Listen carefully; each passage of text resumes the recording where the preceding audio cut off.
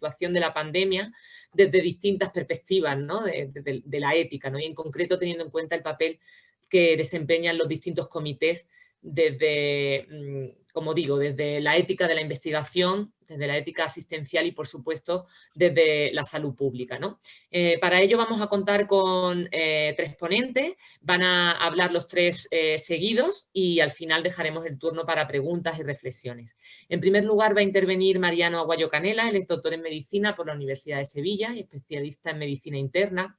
Es experto universitario en bioética y en metodología de investigación clínica y máster en economía de la salud y dirección y organización sanitarias. Actualmente ejerce como jefe de servicio y director de la UGC de Medicina Interna y Cuidados Paliativos en el Hospital Universitario Juan Ramón Jiménez de Huelva. Ha sido vocal de comisiones de investigación, comités éticos de ensayos clínicos y comités de ética de la investigación desde el año 1990. Y habiendo sido presidente del anterior Comité Autonómico de Ensayos Clínicos y hoy día actualmente es el presidente del Comité Coordinador de Ética de la Investigación Biomédica de Andalucía, del CECEIBA, ¿no? Desde el año 2007. También es profesor colaborador en actividades de bioética con la Escuela Andaluza de Salud Pública. Así que, Mariano, si te parece y estás preparado, te dejo la palabra. Muchas gracias, por supuesto, en primer lugar, darte las gracias otra vez por aceptar participar en esta jornada. Cuando quiera.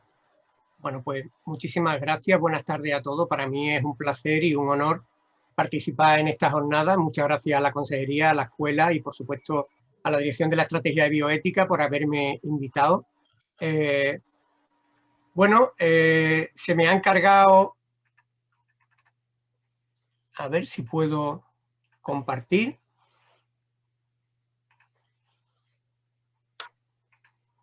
Bien, se me ha encargado que haga una breve presentación. Intentaré no pasarme más del tiempo previsto, puesto que ya vamos un poquito atrasados, sobre la ética de la investigación y el COVID-19. Intentaré hacer... Perdonadme un momentito. Perdonadme un momento que creo que no es esta mi presentación.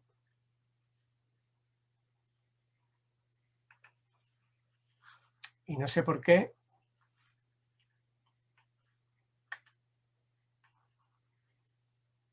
Sí, ahora sí.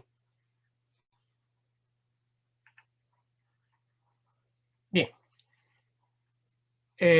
Haré un breve repaso de cómo estamos en la investigación en el COVID, cómo hemos participado los comités de investigación en España y fundamentalmente en Andalucía, qué dificultades hemos tenido en las evaluaciones de los proyectos que se han presentado, que han sido muchos, como ahora veréis, y qué propuestas de mejora haríamos desde los comités de ética de investigación. Mariano, disculpa, no se está viendo tu presentación. Ah, perdón. Compartir pantalla y doble clic en la ventana donde está la presentación. Vale. Me meto...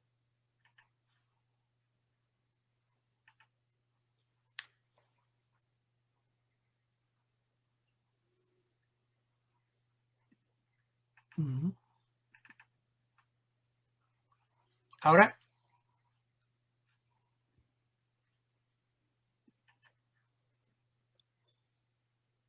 Sí, ahora estás compartiendo. Ahora sí, ¿verdad? Bien. Perfecto. Perdón, me vais a permitir una pequeña introducción, puesto que tengo, no sé si la suerte, la fortuna o la desgracia de haber cumplido un doble papel de agente en esta primera parte de la pandemia y ahora también, ¿no? Como sabéis muchos de vosotros, pues soy médico internista, dirijo un servicio de medicina interna bastante grande en un hospital general de especialidades, el Juan Ramón Jiménez de Huelva, y bueno, aunque Huelva no ha sido una de las provincias más atacadas en la primera ola de la pandemia, pues hemos tenido un trabajo extraordinario desde el punto de vista asistencial. Y entonces me vais a permitir que recuerde cómo en las primeras semanas de la pandemia, que a todos nos parecía que no iba a llegar nunca porque esto era una cosa que había sucedido en China, ¿no? Pero al final llegó y nos pasó a todos por encima. Las salas de urgencia, de hospitalización y las UCI se llenaron, las residencias de pacientes ancianos pues tuvieron brotes tremendos con una altísima mortalidad, y la sensación de desabastecimiento que teníamos todos, ¿no? de desesperanza y de cansancio fue tremenda, ¿no? Y claro, teníamos que tomar todos decisiones clínicas en esos momentos tan difíciles en los que todos estábamos muy cansados y bueno, pues como siempre recurrimos, pues, ¿qué hacemos los profesionales sanitarios? Pues recurrir en general a lo que es la medicina basada en la evidencia. Esto es lo que nos ha enseñado todo, lo que hacemos todos, porque tenemos que tomar, como decía Diego en su presentación, decisiones óptimas y decisiones óptimas con cada paciente integrando, fijaros, esto es la medicina basada en la evidencia, la mejor evidencia disponible proveniente de investigación de calidad, las características y valores y las preferencias de los pacientes y la experiencia clínica y los recursos, ¿no? Integrando todo esto, deberíamos de tomar para cada paciente una decisión, la mejor decisión posible, ¿no? Pero claro, cuando empieza la pandemia estábamos con una evidencia científica que era absolutamente nada. Los pocos estudios disponibles venían de China, eran series muy cortas, no había ensayos clínicos. ¿Y qué hicimos? Pues volvimos a tirar de los conocimientos fisiopatológicos y probablemente pues hicimos una medicina basada más bien en lo que era la intuición. Sí que es verdad, tiramos de los conocimientos fisiopatológicos de la experiencia en el manejo de otras enfermedades víricas, ¿no? O síndromes inflamatorios con distrés respiratorio. Todos los días discutíamos si poner una cosa, si quitar, si poner corticoides, si no ponerlo. Empezaron los primeros estudios a publicarse con series muy cortas, que si utilizar lopinavir, ritonavir, como en el VIH, que parece que tenía un efecto, utilizar la hidroxicloroquina por su efecto antivírico. Bueno, empezamos a hacer cosas y hicimos realmente una práctica asistencial que yo llamaría heroica, en la que todo vale mientras no se demuestre lo contrario, ¿no? Yo recuerdo que durante las primeras semanas teníamos discusiones todas las mañanas en el manejo de los pacientes, ¿no? Pero es que además, fijaros, en contra de una medicina basada en la evidencia, es que no había recursos diagnósticos ni terapéuticos suficientes para tratar a todos, con lo cual este otro punto, que es el de la experiencia clínica de los profesionales y los recursos, pues era también otro hándicap a la hora de practicar una medicina basada en la evidencia, ¿no? Y por otro lado, cuando queríamos valorar las preferencias de los pacientes, muchas veces eran pacientes que estaban muy graves y además los teníamos aislados, solo en las habitaciones, y había que tomar muchas veces decisiones por delegación o actuando en el mejor beneficio del paciente, ¿no? Es decir, yo creo que en estas primeras semanas, si me permitís, hicimos una especie de medicina basada en la desesperación, ¿no? Así la llamaría yo y así la han reconocido muchos compañeros que han practicado asistencia directa a los pacientes COVID en las primeras semanas, los primeros meses de la pandemia, ¿no? Todos teníamos claro que había que generar evidencia científica, todos teníamos claro que era importantísimo tener buenos estudios de investigación que nos permitieran tratar mejor a los pacientes, ¿no? Pero claro, los primeros artículos científicos que empezaron a aparecer eran series cortas, ¿no? Recuerdo esta primera que la leímos todos con detenimiento, ¿no? Sobre las características de 99 casos de la neumonía por coronavirus en Wuhan, en China, y nos llegaban a veces artículos que ni siquiera habían sido publicados. Recuerdo el de la hidroxicloroquina y la acitromicina, ni siquiera estaba publicado, pero ya estaban en las redes los resultados de este pequeñísimo ensayo clínico que tanto dio que hablar y que luego pues hemos retomado porque, claro, como se corrió tanto en publicar y probablemente se bajó tanto el nivel de exigencia por parte de los revisores, pues el resultado es que tuvimos muy pocas evidencias y las pocas evidencias que teníamos pues no gozaban de la validez suficiente, ¿no? Después nos hemos dado cuenta que muchos de los estudios estaban sesgados o eran parciales, de que muchas de las recomendaciones que se nos daban eran incorrectas. La mayoría de los fármacos que utilizábamos eran tratamientos off-label, incluso autorizaciones excepcionales por la Agencia del Medicamento sometidas a presión por el entorno. Recuerdo cómo se autorizó el uso de la hidroxicloroquina y que empezó a desabastecerse para el tratamiento de las enfermedades autoinmunes, por ejemplo, o el tratamiento con el Caletra, con el ritonavir y lopinavir, que era un tratamiento para los pacientes VIH, o el uso del tocilizumab, que se utilizaba como un fármaco en enfermedades autoinflamatorias o en algunas enfermedades autoinmunes, ¿no?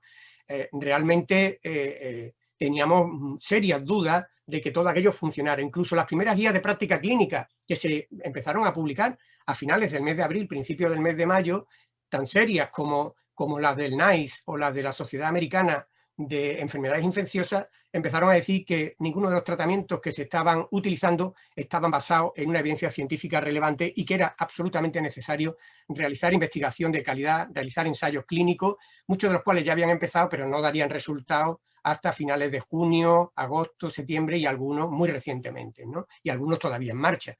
Claro, el resultado también es que creo que teníamos escasos resultados clínicos en términos de efectividad. Probablemente hicimos y quizás sigamos haciendo iatrogenia en muchos casos. Creo que hemos hecho un consumo de recursos ineficiente y probablemente no equitativo, dependiendo de lo que teníamos, de lo que disponían nuestras farmacias, y hemos creado bastante confusión y debate, no solo entre los profesionales, sino también entre la sociedad en su conjunto, ¿no? Estaba claro que de esto lo que sí teníamos que sacar todos era que había una necesidad imperiosa de hacer no solo investigación, sino de hacer buena investigación que nos diera respuestas correctas para hacer y disponer de los mejores métodos diagnósticos, hacer buenos estudios epidemiológicos, estudios clínicos y estudios de prevención como las vacunas que ya están en marcha y que parece que van a dar resultados en breve, ¿no? Bien, si quieren saber cómo estamos, así una visión rápida de la cantidad, la masa de estudios que se han presentado y se han evaluado por los CEI, los CIM en España, pues simplemente decirles que consulten esta página web del Ministerio de Universidades, el Ministerio de Ciencia e Innovación, el Ministerio de Universidades. Es muy interesante, si entran pueden comprobar cómo están recogidos todos los estudios que se han presentado a las diferentes convocatorias de ayuda que se han ido presentando en los últimos meses y están catalogados. Pues si entran en la página web, no sé si podré conectarme desde aquí, supongo que sí. Bueno, y si no podemos...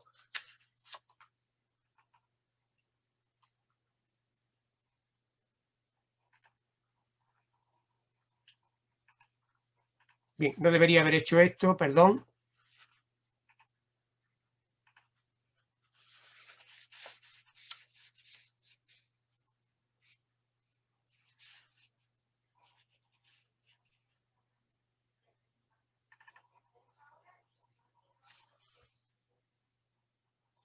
Bien, les estaba diciendo que las evidencias científicas... Vaya.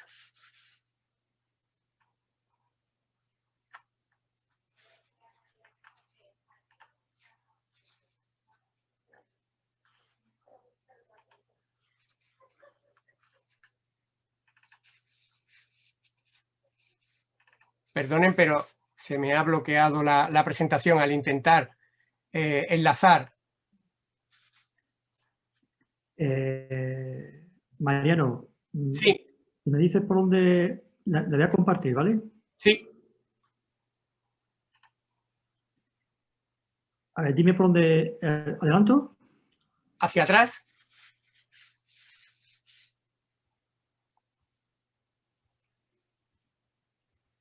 Bien, ahí. Dame la siguiente.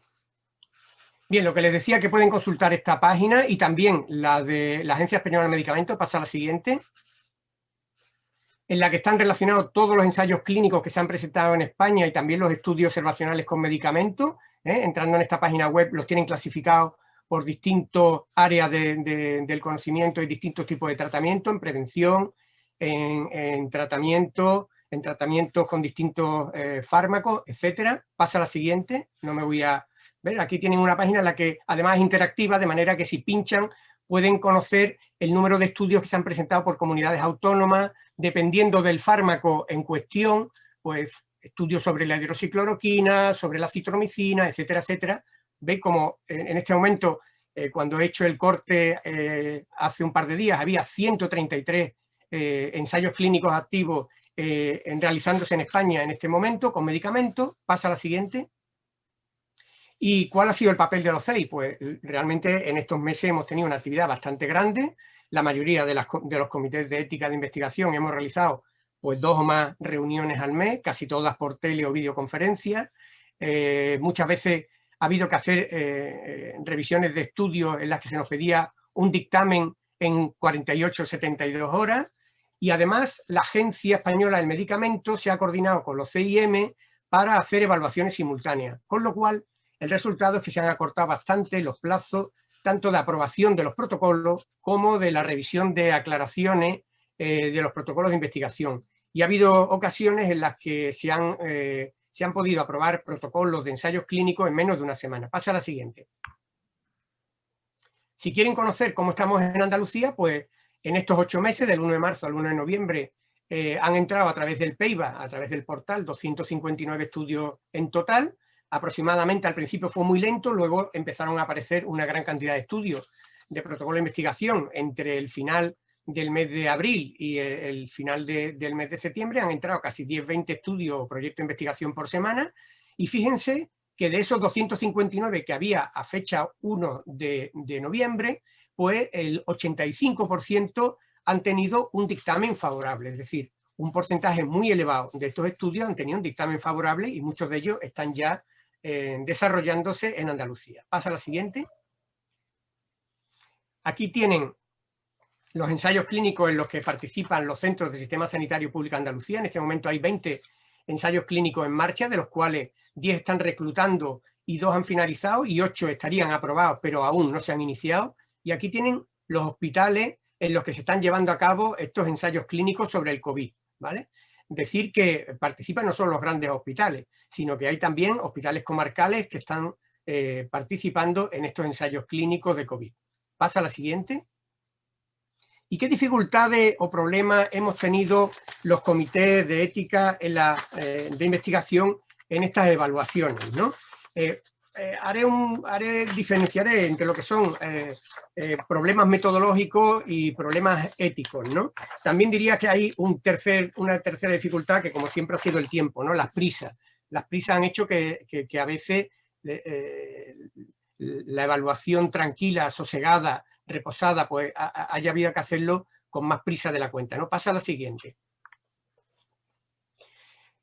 Uno de los problemas gordos que hemos tenido han sido fundamentalmente las deficiencias metodológicas, ¿no? Hemos recibido protocolos con diseño, con alteraciones formales, ¿no? Es decir, aquí han aparecido protocolos muy bien elaborados y protocolos que eran prácticamente una intención o un resumen de intenciones a los que le faltaba todo un desarrollo de lo que consideramos que es un protocolo de investigación. Recuerden, como ha dicho Diego Gracia, que los comités de ética e investigación lo que evaluamos son documentos que se llaman protocolos de investigación, y hemos visto importantes deficiencias en diseño.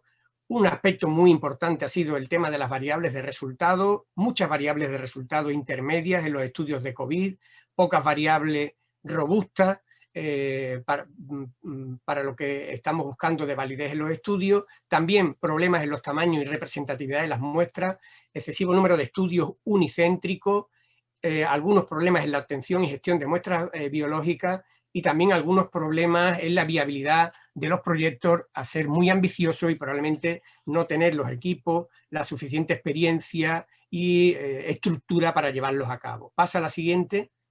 Y en cuanto a los problemas éticos, pues realmente sí, hemos tenido algunos problemas fundamentalmente con la protección de datos y de datos personales, en las que hemos recordado siempre que se haga una minimización de la recogida de datos y que se hagan, en la medida de lo posible, se opten por los mecanismos que permiten guardar los datos disociados. También hemos tenido algunos problemas éticos con la selección de las muestras, sobre todo hemos dado algunas recomendaciones en la selección de muestras con poblaciones vulnerables. Y bueno, como decía antes, la validez científica era el principal problema ético, puesto que un protocolo de investigación que no tiene una validez científica, pues lógicamente tiene un problema ético añadido, ¿no? Pasa a la siguiente. Los CEI hemos pedido bastantes aclaraciones antes de aprobar los estudios. La verdad es que casi todos los protocolos se han aprobado después de pedir bastantes aclaraciones, y hay que decir que los investigadores han respondido extraordinariamente, a veces haciendo cambios muy sustanciales en las primeras versiones del protocolo que nos enviaron. Hemos pedido solicitar bastantes cambios en los protocolos, sobre todo en los diseños y en las variables. Hemos intentado buscar fórmulas más flexibles en la obtención del consentimiento informado.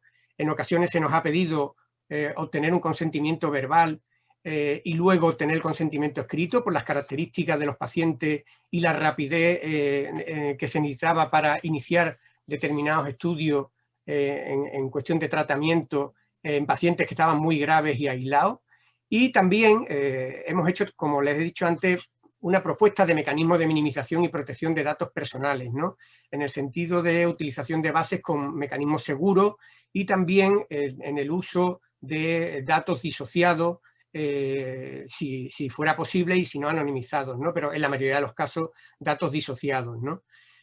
Por otro lado, este es yo diría que es algo que nos queda pendiente, y es que hemos hecho quizá aprobaciones o validaciones de ciertos estudios que hemos dejado condicionadas a lo que sería una obligación de los CEI, ¿no? Que es el seguimiento estrecho de los estudios de investigación que aprobamos, de los protocolos de investigación que aprobamos. Creo que en este momento esta sería una tarea fundamental que deberíamos asumir los CEI, que por la rapidez con la que se están evaluando los estudios y aprobando, creo que habría algunos estudios que quedarían condicionados a un seguimiento estrecho y a una información de cómo se va desarrollando el estudio para que los comités tengan posibilidad de dar su opinión y de hacer rectificaciones cuando lo crean necesario. Pasa a la siguiente. Por último, haríamos estas propuestas de mejora. Pasa a la siguiente. A los investigadores creo que es fundamental que los investigadores, más que competencia, hagan colaboración. Sería fundamental hacer trabajos colaborativos. Hay que buscar alianzas entre grupos de investigación, hay que recurrir a las sociedades científicas y hacer estudios multicéntricos que nos van a dar mucha más validez y mucha más representatividad de las muestras. Hay que buscar apoyo técnico. Al carro del COVID-19 se están subiendo muchos grupos con poca experiencia en el área clínica o con poca experiencia en el área de laboratorio, pues hay que buscar apoyos técnicos para que los documentos y los protocolos sean más correctos. Yo creo que habría que explorar la vía de los diseños adaptativos. Quizá en estos casos diseños muy clásicos no sirven y deberían de adoptarse diseños adaptativos. Recuerden que hay muchos medicamentos en el tema del tratamiento que se están reposicionando, es decir, que estamos utilizando fármacos que se han utilizado en otras y que tienen autorizaciones para otras enfermedades que se están utilizando en la COVID. Los diseños adaptativos serían una ayuda extraordinaria para algunos de estos proyectos. Y después un mensaje de que se siga integrando la clínica y la investigación. Es decir, creo que tenemos una oportunidad extraordinaria en estos momentos de los equipos clínicos que deban de seguir haciendo investigación mientras hacen clínicas, ¿no? Que sigan recogiendo datos mientras hacen práctica clínica, puesto que será la única manera de confirmar lo que se va encontrando en los ensayos clínicos y en los estudios bien diseñados, y que harían pasar lo que es la eficacia demostrada en los estudios de investigación a la efectividad en la práctica clínica. Es fundamental que los grupos de profesionales que trabajamos en las áreas clínicas de la COVID-19 hagamos recogida sistemática de estos datos para hacer investigación de efectividad, ¿no? Paralelamente, en la administración, pues yo creo que es urgente que se creen plataformas, que se promuevan alianzas entre grupos, que se hagan adaptaciones de la historia clínica digital a la investigación. En estos momentos nos hemos dado cuenta que si tuviéramos una buena historia clínica digital pensada para la investigación con recogida sistemática de datos que luego puedan analizarse, más que recurrir a los big data que tanto están de moda, yo creo que habría que recurrir a lo que yo llamaría buenos datos. Buenos datos serían aquellos que pueden ser explotados directamente desde el punto de vista estadístico, porque están bien clasificados, y por lo tanto una llamada de atención a que la administración recorra el trayecto en adaptar la historia clínica digital a la investigación, y por supuesto reducir los trámites burocráticos como se está haciendo, pero seguir haciéndolo también para favorecer la financiación de los proyectos y los trámites de autorización y de puesta en marcha. La última, por favor.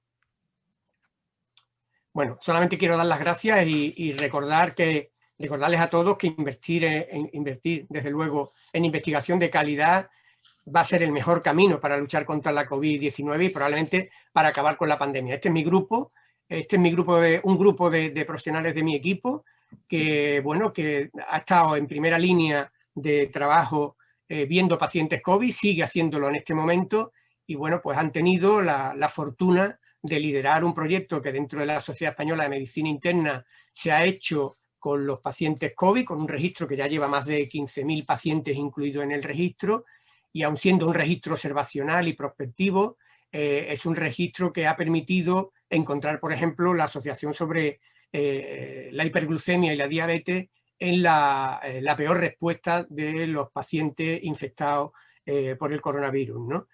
Ha tenido esto una trascendencia mediática enorme y hemos salido en todos los medios de comunicación como que se había hecho un estudio desde Huelva. Nosotros nada más que hemos liderado ese proyecto porque hemos analizado los datos, pero detrás de esto está la SEMI, una propuesta de que se haga trabajo colaborativo. La SEMI es la Sociedad Española de Medicina Interna y en la que han participado pues más de 60 hospitales en todo el territorio nacional. Pues nada más, muchas gracias y lamento las limitaciones que he tenido durante la presentación. Gracias, Mariano. Bueno, a continuación vamos a dar el paso a Josefa Aguayo Maldonado. Ella es licenciada en Medicina, especialista en Pediatría en el área de Neonatología. Es doctora por la Universidad de Granada, máster en Bioética por la Cátedra de Bioética en la Universidad de Teología de Granada y actualmente trabaja en la UGC de Neonatología como jefa de sección del Hospital Universitario Virgen del Rocío. En la actualidad es vicepresidenta del Comité de Ética Asistencial Sevilla y vocal del Comité de Bioética de Andalucía. Josefa, muchas gracias igualmente por aceptar la invitación y siento tener que decirte que ajuste al tiempo. Esto es muy vale. Siempre a los últimos les toca, pero tengo que decírtelo. Disculpa sí. Y gracias. Adelante, cuando quieras. Vale. Bueno, no os preocupéis. En principio tengo que dar las gracias, aunque tenga poquito tiempo. Fundamentalmente las gracias a todos por confiar en la presentación que voy a hacer. Quizá, bueno, hacer una recogida y agradecimiento a todos los comités de ética asistencial por haber contestado a unas mínimas preguntas que le hicimos a través de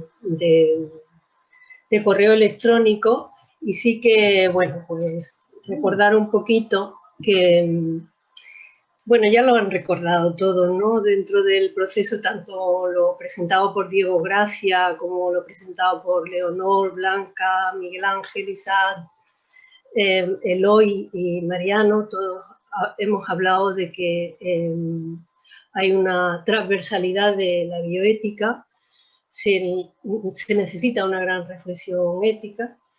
Y en principio la pandemia pues, nos pilló de pleno, ¿no? Y ha impactado como en todos los problemas de la vida, ¿no? Sí que es verdad que esto nos ha hecho reflexionar sobre lo que es la hora de la bioética y la pandemia nos lo ha puesto muy enfrente. Tan enfrente como que nos ha hecho reconsiderar pues, con fuerza la vida. Y no solo la vida, sino en el tema de la curación, lo limitados que estamos. Mariano hablaba específicamente del proceso de que, bueno, la medicina basada en la evidencia se ha derrumbado a nivel de la pandemia, a nivel mundial, es decir, él hablaba de medicina basada en la desesperación. Y quizás si alguna de las palabras hay que resaltar en todo esto es la gran vulnerabilidad y la gran fragilidad, no solo de los pacientes, sino del sistema sanitario que ya estaba un poquito tocado y del acompañamiento de los pacientes, ¿no? Es decir, de los familiares. Sí que quiero matizar un poquito que también no ha sido solo el proceso de la atención al final de la vida, sino que de soslayo, puesto que soy pediatra y neonatóloga, también se ha visto implicado el nacer en tiempos de pandemia, porque bueno, lo hemos metido todo un poco en un saco, ¿no? Ahora no, ahora ya estamos fragmentando y conociendo mejor todo el proceso. Bueno, Mariano y Eloy han hablado de los comités de ética asistencial un poquito, del marco, con lo cual este tiempo lo vamos a dedicar a otra situación. Pero sí que es verdad que que fragmentar lo que se me ha pedido entre el deber de cuidado de los pacientes, que sería a nivel de la ética asistencial, con el deber de proteger a la comunidad, que sería salud pública, y que viene Joaquín detrás hablando de ello, es un difícil equilibrio de manejar.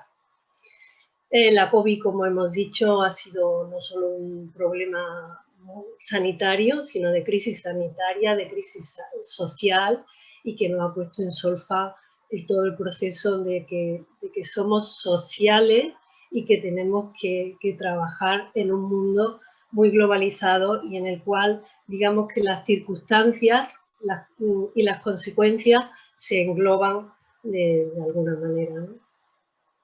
La crisis sanitaria y la COVID ha puesto en solfa un montón de circunstancias en lo que la ética es precisamente más necesaria que en situaciones normales, ¿no?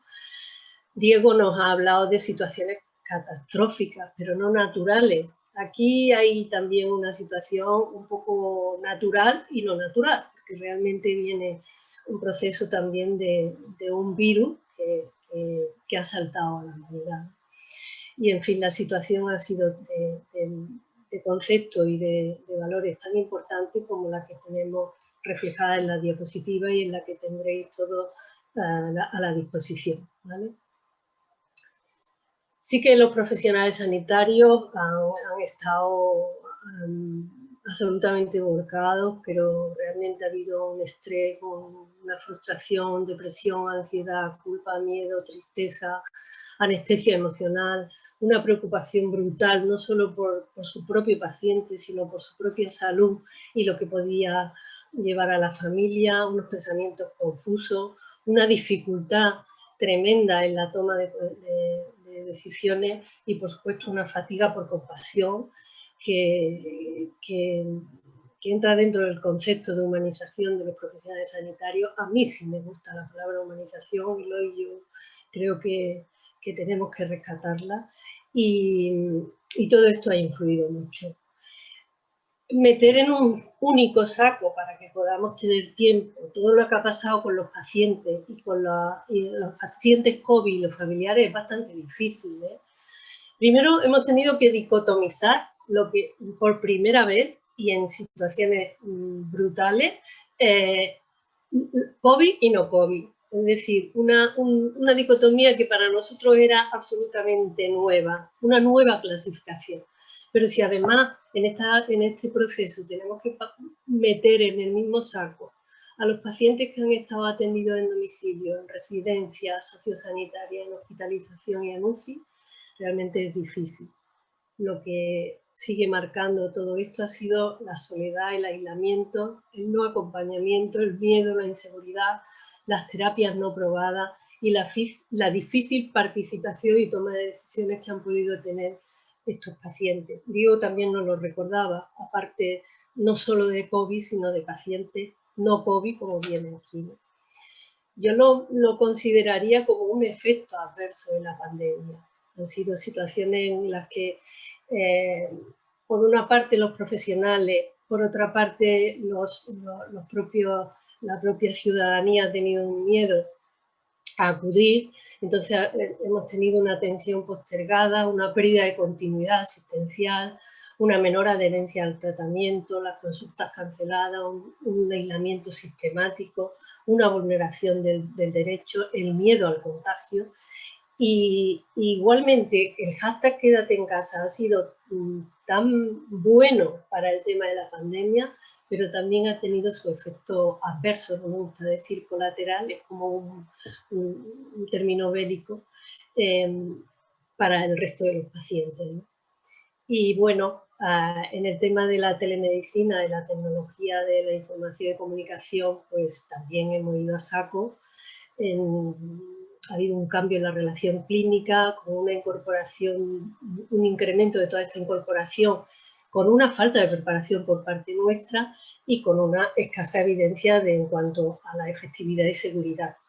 Además de la distorsión en la relación clínica, no ha sido una accesibilidad universal, lo cual tendremos que mejorar.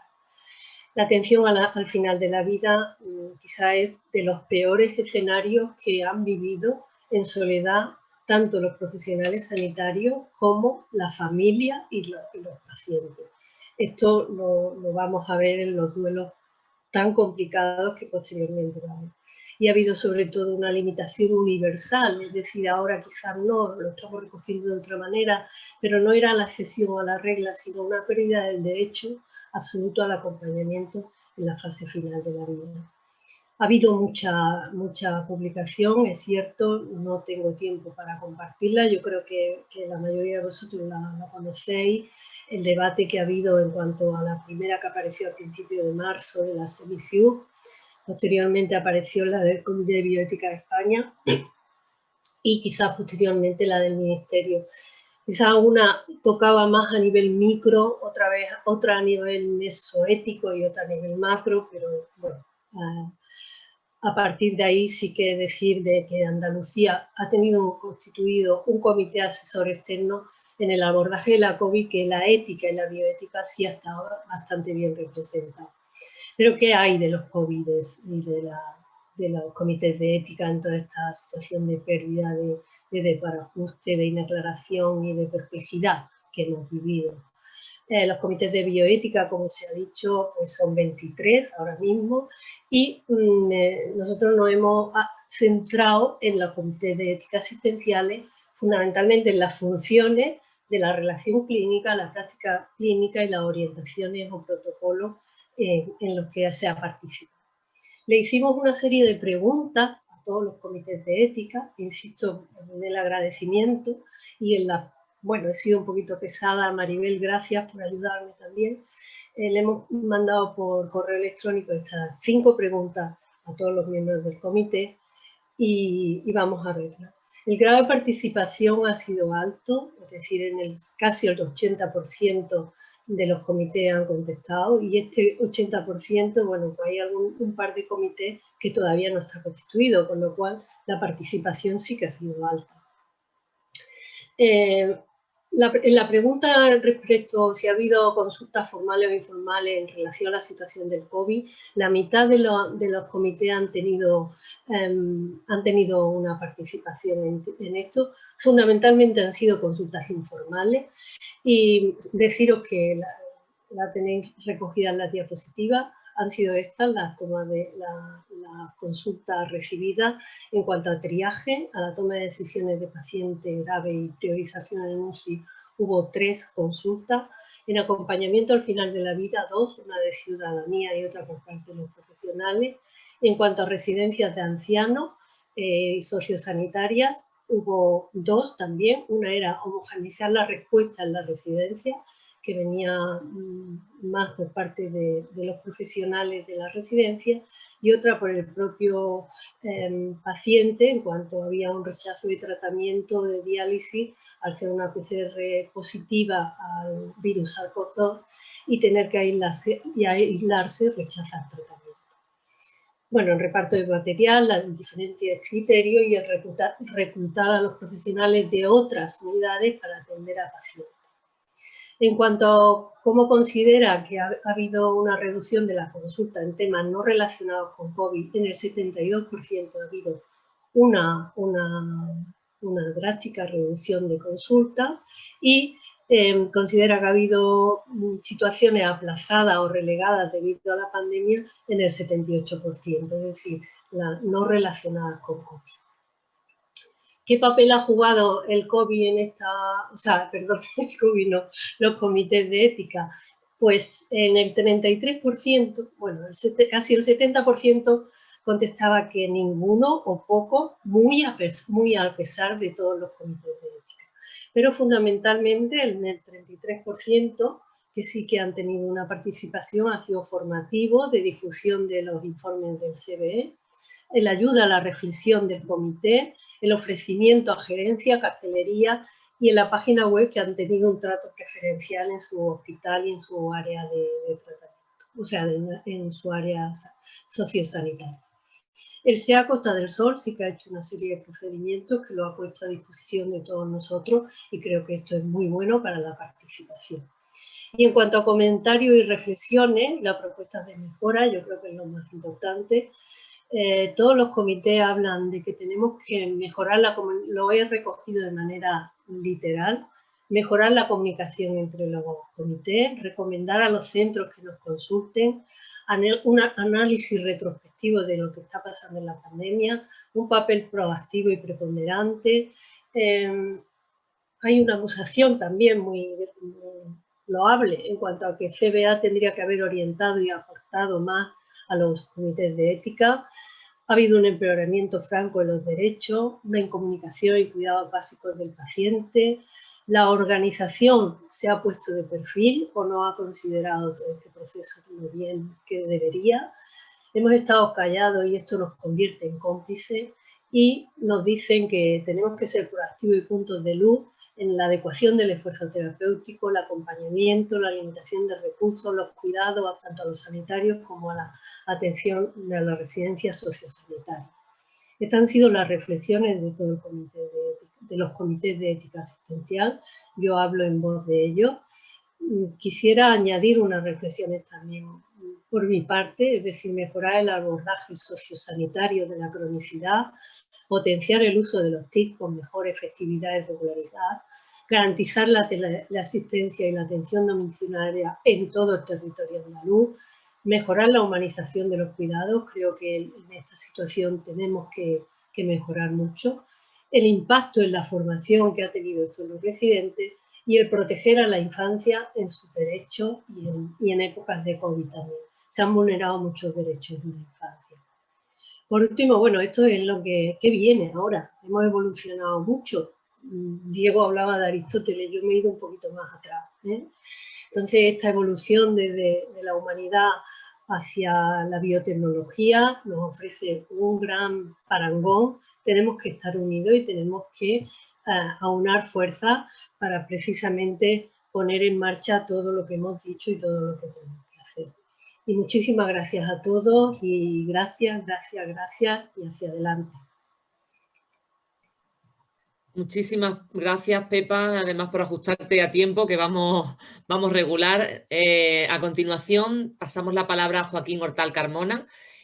Joaquín es médico de familia, trabaja en la urgencia del Hospital de Guadix desde hace 13 años. Es experto universitario en bioética, es actual vocal del Comité de Ética Asistencial Granada Nordeste desde el año 2013 y profesor colaborador en actividades de bioética con la escuela, ¿no? Con la Escuela Andaluza de Salud Pública. Además, él ha sido uno de los miembros del grupo motor de la nueva estrategia de bioética de Andalucía.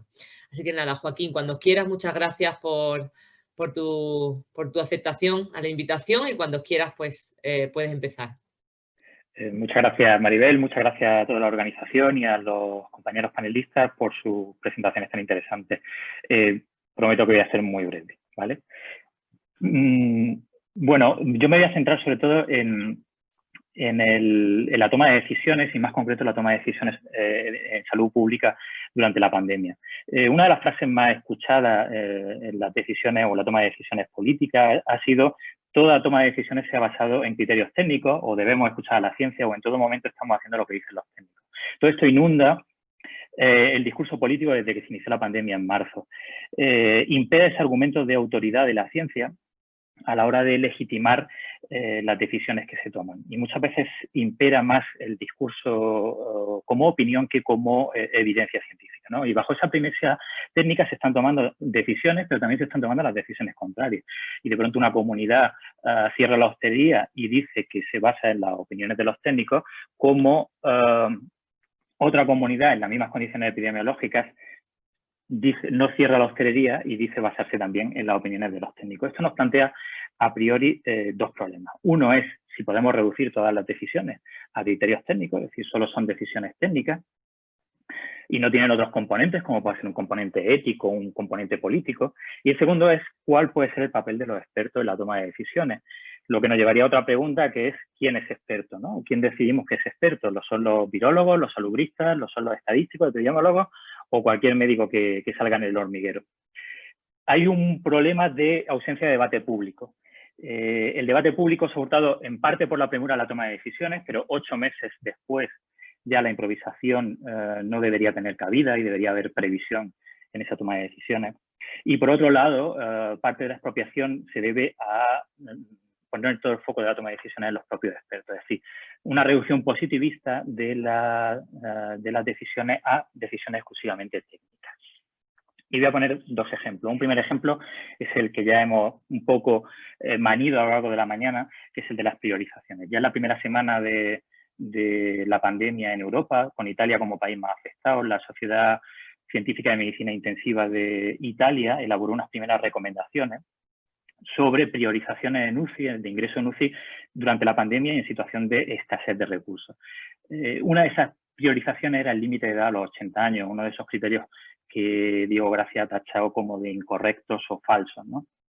Esto luego tuvo su reflejo en España, donde se dieron unas recomendaciones similares que cuando salieron a la luz pública, a través de los medios, pues generaron una cierta indignación, sobre todo por esa cuestión de discriminación por edad. Aquí cabe preguntar si son criterios técnicos los que la avalan, ¿por qué hubo indignación? Es decir, si hay un criterio técnico como el de la edad, ¿por qué se indigna la sociedad? En realidad porque llamamos criterios técnicos a lo que no son. Es decir, poner un límite de edad para ingreso en la UCI no es un criterio técnico, es un criterio que va enfocado a buscar los mejores resultados, a utilizar de la manera más útil las camas de la UCI, pero no deja de ser una decisión ética. Y tanto fue así que el propio Comité de Bioética de España, en una resolución que ha mostrado antes Josefa, se metía a valorar esos criterios, en particular el criterio de edad y el de discapacidad a la hora de limitar el ingreso en UCI. La pregunta vuelve a ser la misma, si son criterios técnicos, ¿qué hace el Comité de Bioética hablando de discriminación o de equidad, ¿no? En realidad, el problema es que los expertos técnicos tienen su lugar a la hora de cuantificar, de informar las consecuencias de unas decisiones y de sus contrarias, pero cuando tenemos que decantarnos por priorizar a los más jóvenes o a los más sanos o a los más enfermos, esa no es una decisión técnica, es una decisión ética. ¿Se apoya en evidencia científica? Sí, pero tiene que argumentarse a través de la moral, necesita argumentos morales. Y la cuestión aquí es quién está aportando argumentos morales en estas decisiones. Un segundo ejemplo. Hace poco, hace un mes, en mi ciudad, en Granada, se decidió cerrar la universidad. Detrás de este cierre, de esta decisión, pareció responder a las imágenes de botellón nocturno de jóvenes en calles céntricas de la ciudad durante el propio puente del 12 de octubre, que luego se relacionó con el repunte de casos que se produjo la semana siguiente y en la que aún vivimos, ¿no? La medida de cerrar la universidad tenía el claro objetivo de disminuir la movilidad y, por tanto, disminuir el riesgo de contagio. Pero, sin duda, esta medida, de forma indirecta, está señalando a la juventud y a la universidad como culpables y responsables del repunte de casos. Puede ser un efecto secundario como el que comentaba antes Josefa, pero independientemente de la utilidad de esta medida, ¿quién está evaluando estos efectos secundarios? ¿Y se están teniendo en cuenta estos efectos secundarios a la hora de tomar decisiones?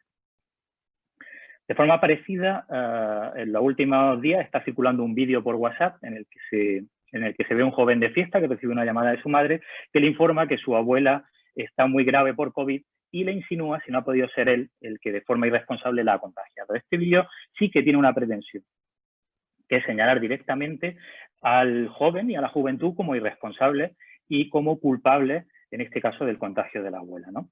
Aquí sí que se pretende estigmatizar de forma directa, porque el estigma en salud pública tiene utilidad. Se utilizan campañas, por ejemplo, contra la obesidad o contra el tabaco, utilizando la estigmatización de determinadas conductas para hacerlas reprobables de cara a la sociedad. Esto puede funcionar y, como digo, un vídeo como este puede ayudar a remover conciencia y a mejorar la responsabilidad, digamos, de la juventud de cara a cumplir con las normas. Pero también tiene efectos secundarios, también tiene efectos adversos en la autonomía de las personas implicadas. Como decía antes, esto se está evaluando, esto se está teniendo en cuenta. Este vídeo igual no era un vídeo institucional, no lo sé, pero sí que es verdad que hay un vídeo institucional similar de la Comunidad de Madrid utilizando influencers que se dirigen también a la juventud y que tendría una pretensión similar, aunque igual no de forma tan cruenta.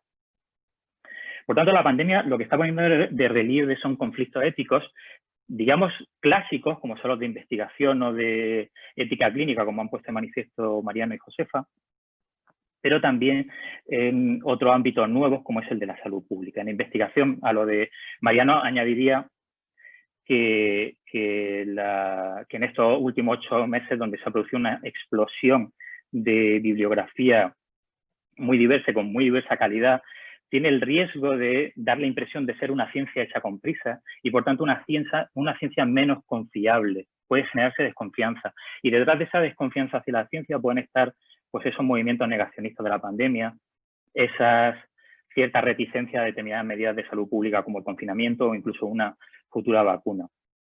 En el ámbito clínico, pues Josef ha hecho una evaluación pormenorizada de conflictos, ¿no? Y yo destacaría ese mismo que ella ha puesto como primero, ¿no? Ese enfrentamiento entre el deber principal del profesional sanitario, que es el de cuidado, el de beneficencia, el de cuidado de sus pacientes, frente a las decisiones que ha debido tomar en favor de la comunidad, como son, por ejemplo, decisiones de autoprotección o decisiones de priorización. Pero yo voy a poner el foco sobre todo en los conflictos de salud pública. La salud pública ha presentado una variedad, una pléyade de conflictos éticos nuevos que sin duda acogen desprevenida a la bioética. Medidas como reducir la movilidad a través de confinamiento, de cuarentena o de perimetraciones, la imposición de las mascarillas, el uso de fármacos con poca o ninguna evidencia, como fue el caso de la hidroxicloroquina, la estigmatización que ya he mencionado de colectivos como los de los jóvenes, o el racionamiento o priorización de recursos sanitarios escasos, como han sido los EPI, el tiempo de asistencia sanitaria, las camas de hospital, las camas de UCI, los ventiladores, la asistencia presencial, etcétera. La bioética, una bioética clásica, autonomista, antipaternalista, esto le coge con el pie cambiado y tiene dificultad para dar respuesta. Yo aquí sigo una de las primeras frases que ha dicho hoy Diego Gracia, en el que decía que la pandemia va a reescribir todos los capítulos de la bioética. Me parece interesantísimo y un punto de partida para incorporar la ética de salud pública a la bioética.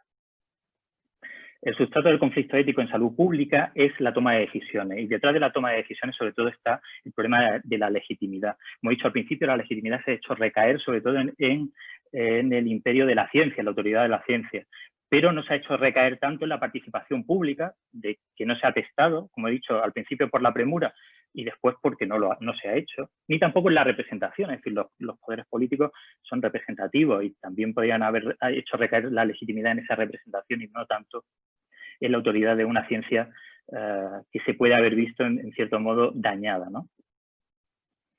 El otro elemento clave desde el punto de vista ético en salud pública es la obligación moral que tiene toda intervención de salud pública de, como mínimo, evitar generar desigualdad en salud y, en la medida de lo posible, reducirlas.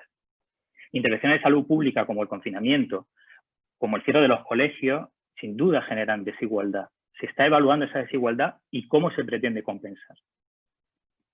Otro ejemplo, a futuro, un conflicto ético futuro, pero que ya estamos palpando, es el tema de la futura vacuna, ojalá, de la COVID. Los problemas éticos que ya estamos viendo con la investigación, es decir, el desarrollo de múltiples vacunas simultáneas, con todo el foco mediático puesto sobre ellas, con propaganda tipo lo que vimos ayer, la propaganda de Pfizer a propósito de la nueva vacuna, cuando aún no ha podido aportar ninguna evidencia palpable científica que se pueda analizar. A todo eso hay que añadir el conflicto futuro de cómo vamos a distribuir esa vacuna, distribuirla a nivel global, cómo la vamos a distribuir entre países, y visto cómo se está negociando, parece que está muy claro que va a haber un gradiente económico, el que se la pueda pagar y se la pueda pagar a sus ciudadanos es donde se va a distribuir primero. ¿Y cómo se va a distribuir la vacuna dentro del propio Estado? Es decir, ¿qué criterios vamos a seguir? Ya ayer se hablaba de un comité que está elaborando los criterios de distribución de la vacuna, que inicialmente va a ser escasa, ¿no? ¿A qué colectivo se va a dirigir? Pero se vuelve a hablar de criterios técnicos y no de criterios éticos de distribución de la vacuna. Un tercer problema con la vacuna es cómo vamos a afrontar la reticencia. La última oleada del CIS ha hablado de un 43% de población española que decía que ahora mismo no se pondría la vacuna. ¿Eso cómo lo vamos a afrontar? ¿Vamos a vacunar de forma obligatoria? Ayer venía una noticia del Confidencial que hablaba de que en Galicia están planteándose que cuando haya vacuna sea obligatorio. Pues bien, frente a todos estos conflictos que nos ha puesto sobre la mesa la pandemia, Andalucía creo que puede ser pionera con la nueva estrategia de bioética, por presentar una estrategia que incluye las preocupaciones éticas de salud pública y que da un paso más en esa bioética clásica para incluir nuevos valores, ¿no?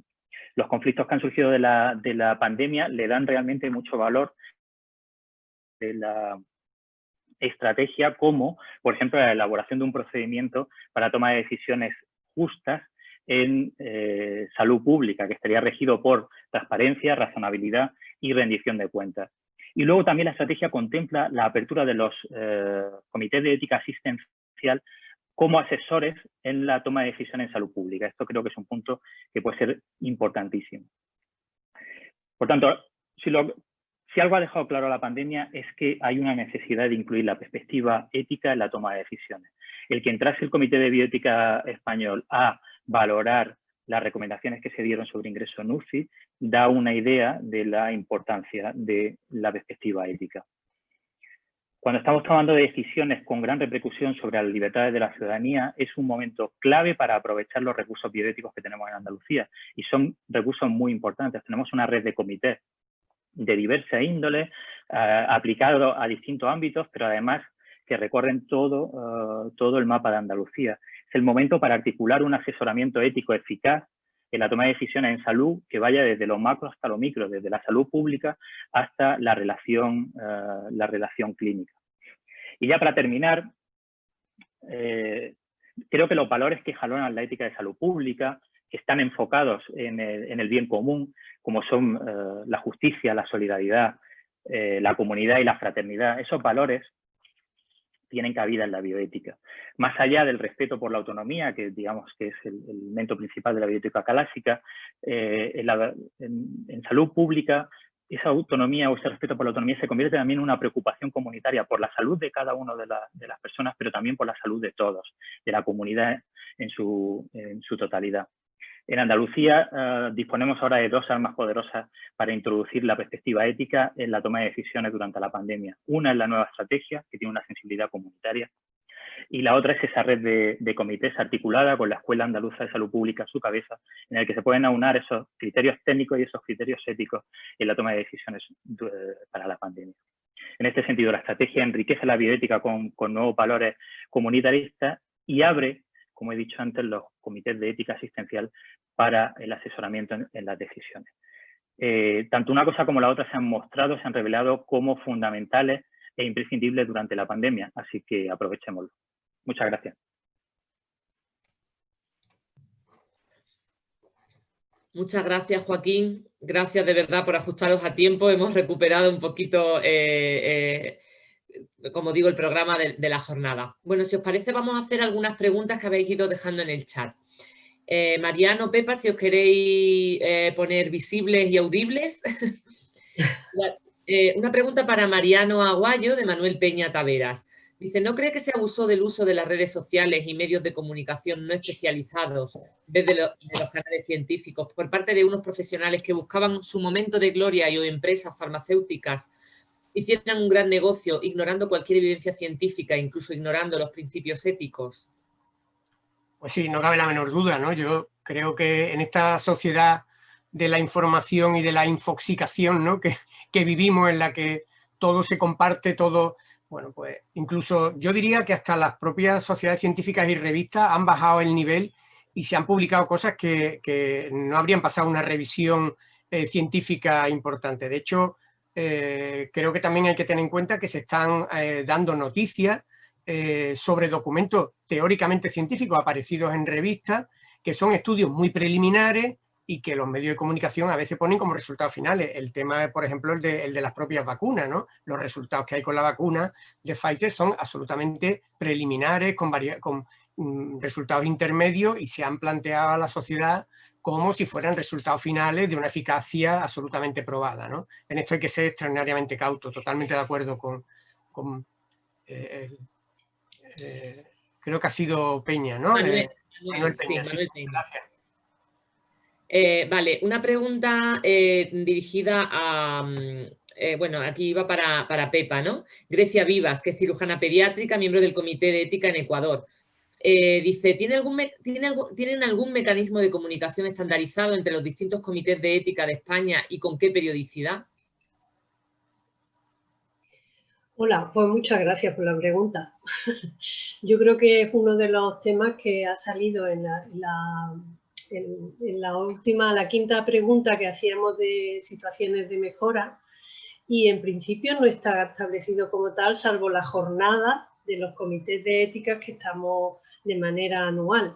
Sí que es verdad que normalmente nos intercambiamos entre nosotros, pero pienso que es un punto débil que tendríamos que mejorar y que el Comité de Bioética de Andalucía también tendría que manejar dentro de la estrategia. Gracias por la pregunta. Joaquín, te pregunta Nina Martínez que qué valores a introducir en esta situación de pandemia en una sociedad multicultural y heterogénea como es la española. Bien, bueno, un poco los valores de los que he hablado antes, ¿no? Sobre todo el valor de justicia, solidaridad, fraternidad y comunidad. Aunque puedan parecer todo lo mismo, tienen cada uno sus matices que hacen que unas cosas, por ejemplo, algo puede ser injusto, pero ser solidario, ¿no? Es decir, la atención sanitaria a una persona que se ha generado una enfermedad puede ser injusta desde una perspectiva a lo mejor utilitarista, pero sí que sería solidaria.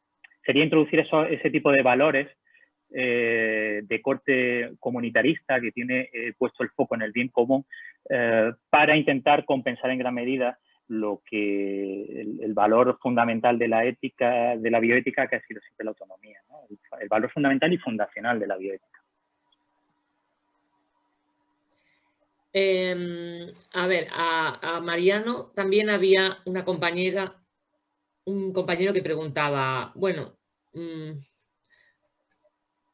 no ponía quién, pero bueno, decía Juan Antonio García, decía, la primera ola COVID nos sorprendió a todos. Me pregunto si la mejor respuesta a ella desde el punto de vista ético no hubiera sido tomar las medidas pertinentes para prevenir esta segunda ola. Esta podéis contestar. Mariano, Pepa, Joaquín. Hombre, desde el punto de vista de investigación empezamos a tener algunas evidencias. Es verdad que, como todo en la ciencia, las primeras evidencias hay que someterlas a cierto tamiz, ¿no? Hay que tener mejores ensayos clínicos más adaptativos, pero es verdad que ahora tenemos algunas cosas que no teníamos en la primera. Tenemos mejores medios diagnósticos, tenemos algunos mejores recursos. No sabemos cómo va a evolucionar esta segunda ola, ¿no? Pero desde el punto de vista ético, bueno, algunas cosas creo que aprendimos en la primera ola. No sé si suficiente, esto nos lo dirá el tiempo, ¿no? Bueno, a mí me parece que el tema de la situación sanitaria, que ya con la crisis anterior estaba muy recortada, y la situación de la primera ola puso a los profesionales sanitarios agotados, reventados y, vamos, en una situación absolutamente brutal. Yo creo que ha tenido mucho que ver, ¿eh? Que de alguna manera el verano nos hemos relajado y al inicio hemos tirado de un carro, y no lo digo por mí, que soy pediatra y realmente, gracias a Dios, no ha habido tanto problema, pero sí a situaciones como vosotros, un carro demasiado grande en el que hemos estado muy, muy cansados con todo esto. Entonces, nos ha pillado a tras manos, ¿no? Yo creo que esto no nos debería volver a pasar, ser más previsores. Como decía un poco Diego, ¿no? Prever y proyectar. Gracias, Josefa. Encarnación Bella Ramírez, que es secretaria del CEA Sevilla Norte, le pregunta a Joaquín si a partir del segundo plan de la estrategia de bioética se va a articular algún tipo de comunicación con las direcciones gerencia de los centros sanitarios para facilitar la participación de los CEA en los órganos de toma de decisiones respecto a la COVID-19. Pues no tengo ni idea. Es decir, es lo que debería hacerse, pero a ese nivel no tengo conocimiento.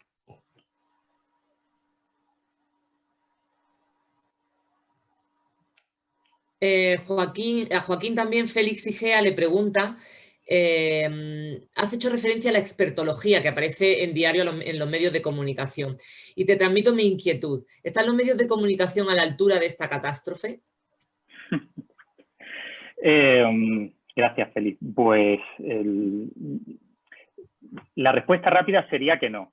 Pero es verdad que creo que es muy difícil comunicar, la labor de los medios de comunicación creo que es muy difícil y la valoración ética que se tiene que hacer a la hora de la comunicación que se da, cómo esa comunicación puede generar confianza o desconfianza, puede generar alarma,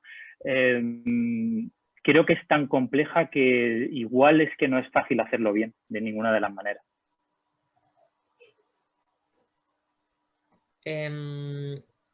Hay otra pregunta para Joaquín. Bueno, Félix Gea me dice que no es suya, perdón, es Félix José Martín el que había hecho esa pregunta, perdona Joaquín y perdona Félix, es que al ver el otro Félix, como ya nos conocemos, vale, perdón. Está preguntando Mariano, nos dice Javier García León, dice, en la nueva estrategia, ¿cómo se aborda la evaluación de proyectos de investigación a partir de grandes bases de datos? Bueno, pues este es uno de los grandes retos que tenemos los comités de ética de investigación en la actualidad, ¿no? Que es la valoración de los proyectos, esto que se da en llamar Big Data, ¿no? Y que ponen en solfa pues, todo lo que tiene que ver con la preservación de los datos personales y con el uso de datos personales, bueno, más allá de donde podemos controlar, ¿no? En eso estamos, ¿no? Desde luego someter a la evaluación clásica al perfil del proyecto clásico a lo que serían proyectos de Big Data, pues rechina, ¿no? Y de hecho, la mayoría de nuestros comités echarían para atrás la inmensa mayoría de proyectos Big Data tal como están planteados en estos momentos, ¿no? Desde el CEIBA estamos haciendo un trabajo que espero que vea su fruto en los próximos meses, quizá haya que elevarlo incluso al Comité de Bioética de Andalucía, puesto que probablemente tengamos que tener más formación y mejores directrices para la valoración de proyectos Big Data, sobre todo con lo que tiene que ver con el Sistema Sanitario Público de Andalucía, ¿no? Es decir, la utilización de las historias clínicas digitales del Sistema Sanitario Público de Andalucía en estudios de investigación, ¿no? Pero no sé si desde la estrategia, supongo que sí, todo lo que tiene que ver con estaría en las grandes líneas, pero a nivel más operativo te digo que desde el comité de coordinador del CEIBA se está trabajando ya en ello y muy directamente además con la Subdirección de Tecnología de la Información del Servicio Andaluz de Salud. Mirad, vamos a ir terminando, pero quiero añadir un comentario que hace Ángel Estella. No te hemos saltado, Ángel, pero como no era una pregunta en concreto, yo ya se la había pasado a Leonor, pero bueno, como me hiciste, la pongo por aquí. Ángel Estella nos dice, como autor del documento de la Semifiuc, es erróneo que la edad fuera un criterio excluyente, esa interpretación la hizo el Comité de Bioética de España de manera lamentablemente populista. El criterio del documento de Semifiuc aclara que no se excluye por edad per se, que prima en la toma de decisiones la capacidad de respuesta a tratamientos de soporte, entre los criterios que han demostrado hasta hace años está la edad. Pero también otros muchos factores. La UCI española hemos intubado pacientes de más de 80 años en base a criterios clínicos individualizados. Sería bueno que Leonor, como miembro del Comité de Bioética de España, nos cuente con cuántos intensivistas consultaron para opinar sobre enfermos críticos. Ángel, la dejo ahí, pero como es una pregunta más hacia Leonor, ahora estamos con la mesa. Leonor ya va a tener muy pocos minutos para las conclusiones, aún así yo ya se la había pasado a ella esta pregunta, ¿vale, Ángel? Y nada, son Maribel, como ya lo he comentado, si quieres doy una respuesta rápida, Ángel. Yo lo he comentado a propósito de intentar hacer una división entre lo que pueden ser cuestiones técnicas y cuestiones éticas, ¿no? Yo estoy de acuerdo con Ángel. El Comité de Bioética de España hizo ahí una mala interpretación porque realmente lo que decía la Semifiuc era a partir de 80 años tener muy en cuenta comorbilidades, discapacidades, etcétera, que pueden afectar a la calidad y a la cantidad de vida de los pacientes a la hora de tomar decisiones. De hecho, se estaba poniendo más el foco sobre una posible limitación o adecuación de medidas de soporte que realmente sobre una limitación, un racionamiento de recursos. Y yo iría más allá, es decir, yo creo que sí es planteable un debate sobre si la edad puede ser un limitante, por ejemplo, los 80 años pueden ser un limitante, porque en el documento italiano sí que era más claro. Puede ser un limitante cuando lo que estamos es valorando el uso de recursos o la recuperabilidad, como hablaba Diego Gracia. Es decir, tú puedes hablar de recuperabilidad y puedes plantear que probablemente los mayores de 80 años, y en las series que venían de China iniciales nos decían que el 100% de los pacientes mayores de 80 años fallecían por COVID cuando necesitaban UCI, te lo puedes plantear como un limitante. Vamos, creo que hay un debate ahí que se puede abrir y que se puede discutir en un sentido y en otro. Bueno, pues gracias Joaquín, gracias Josefa, gracias Mariano. Gracias a todos los participantes por vuestras consultas. Se quedan algunas sin poder responder, pero son las 3 menos 10. Vamos a pasar a las conclusiones, por lo menos a ver si acabamos a las 3. Disculpad de verdad, pero no hay más tiempo, ¿vale? A continuación le vuelvo a pasar la palabra a la coordinadora de la estrategia de bioética, a Leonor Ruiz, para que nos haga unas breves conclusiones de las jornadas y la cierre. Leonor, si estás lista, cuando quieras. Hola, pues sí, bueno, lista. He estado tratando de tomar notas a lo largo de toda la jornada para elaborar unas mínimas conclusiones que poderos devolver en este momento. Bueno, seguramente me dejo muchas cosas en el tintero y seguramente he querido hacer una valoración global que espero poderos transmitir. Bueno, hemos llegado al final. Hemos disfrutado de unas horas de encuentro en las que ha sido la primera jornada de órganos de ética organizadas por la nueva estrategia de bioética del Sistema Sanitario Público de Andalucía. Bueno, en ella el profesor Diego Gracia nos ha deleitado con una interesantísima intervención en la que nos ha recordado la importancia de los cursos de acción y de la deliberación en bioética y sobre todo nos ha puesto el acento en la distinción entre la ética, la deliberación en una ética tradicional y en una situación de no urgencia y la deliberación y la toma de decisiones en procedimientos extraordinarios, ¿no? Como el que en este momento tenemos encima de la mesa, ¿no? Él nos ha dicho una cosa muy interesante y es la necesidad de que la decisión pivote sobre la condición de la persona enferma a la hora de distribuir recursos o de elaborar criterios, ¿no? Nos ha recordado a los profesionales otra cosa interesante, que es la primera obligación para estos es cumplir con el deber profesional y no la obediencia, ¿no? Y este es un escenario de tragedia en el que desgraciadamente hemos vivido los profesionales y lo hemos vivido en soledad, ¿no? Nos ha recordado la importancia de gestionar la propia vida, ¿no? La importancia moral de autogestionar la propia vida. Y nos ha dicho también que el papel de los comités de ética en estas situaciones, él lo ve como una punta de lanza en una nueva cultura en las instituciones sanitarias para que las instituciones sanitarias tomen mejores decisiones en salud, ¿no? Para él, la primera acción a poner en marcha sería la reeducación del personal. Ha sido una mañana en la que nos hemos hecho preguntas, algunas en el chat y otras nos las hemos hecho cada uno de nosotros con nuestra propia reflexión. Conscientes de su magnitud y del riesgo de su banalización y también de la complejidad de las respuestas.